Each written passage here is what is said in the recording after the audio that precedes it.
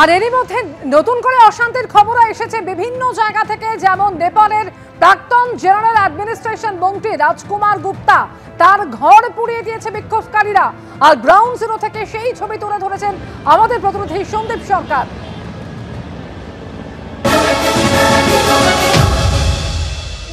নেপালের প্রাক্তন general administration minister রাজকুমার গুপ্তার বাড়ি বীরগঞ্জে। সেই বাড়িতে সাধারণ মানুষের ক্ষোভ আছড়ে পড়েছিল গত পরশুদিন। রাজকুমার গুপ্তার বাড়ি কম, এটাকে বাগান বাড়ি বললে বোধহয় বেশি ভালো হয়। বিশাল বড় এলাকা জুড়ে এই বাড়ি।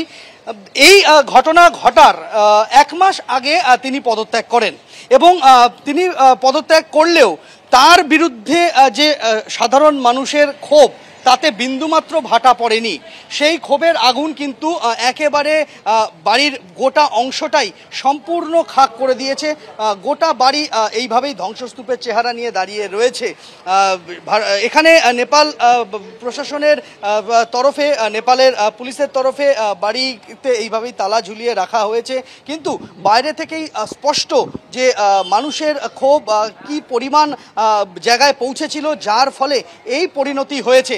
1 মাস আগে তিনি পদত্যাগ করেছিলেন, কিন্তু তার আগে তার বিরুদ্ধে ওঠা দুর্নীতির অভিযোগ, সেই দুর্নীতির অভিযোগের পাল্লা এতটাই ভারী ছিল যে অন্যান্য আর 5টা জনপ্রতিনিধি, নেতা, সাংসদ, মন্ত্রীর বাড়িতে যে ক্ষোভ আছড়ে পড়েছিল তার ব্যতিক্রম হয়নি প্রাক্তন মন্ত্রীর বাড়িতেও। এবং সে কারণেই সেই প্রাক্তন মন্ত্রীর বাড়িতে এই ক্ষোভ আছড়ে পড়ে। जिनका घर जला है, ये सबके खिलाफ क्या मेन आरोप करप्शन है?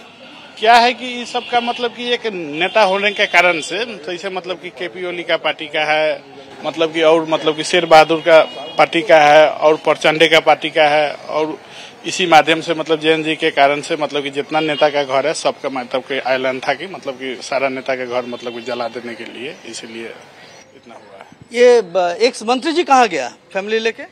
अभी तो हम लोग को मालूम नहीं है। अब जब से आग लगा है तब से कौन कहाँ है किसी को मालूम नहीं है। लोग जैसे अमेरिका जैसा देश देखना चाहते हैं, अमेरिका जैसा, जैसे अमेरिका है, हमारा देश इन नेता लोगों की वजह से 10 बरस पीछे हो गया है।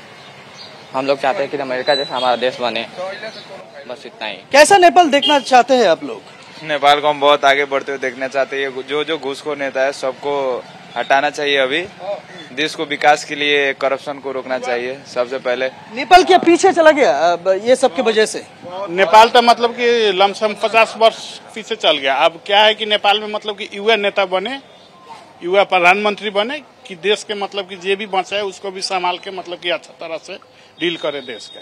পুরনো যারা দুর্নীতির অভিযোগ যাদের বিরুদ্ধে রয়েছে সেই সমস্ত নেতাদের আর তারা চেয়ারে দেখতে চান না, এবং চান না বলেই এই ক্ষোভের আগুন এইভাবেই আছড়ে পড়েছে শাসক দলের সঙ্গে যুক্ত নেতাদের, শাসক দলের সঙ্গে যুক্ত ছিলেন অতীতে এমন নেতাদের, এবং শাসক দলের যে সমস্ত জনপ্রতিনিধিরা রয়েছেন তাদের বাড়িতে এইভাবেই ক্ষোভের আগুন আছড়ে পড়েছে নেপালের কোনায় কোনায়। সুবীর রায়ের সঙ্গে সন্দীপ সরকার, এবিপি আনন্দ, বীরগঞ্জ, নেপাল।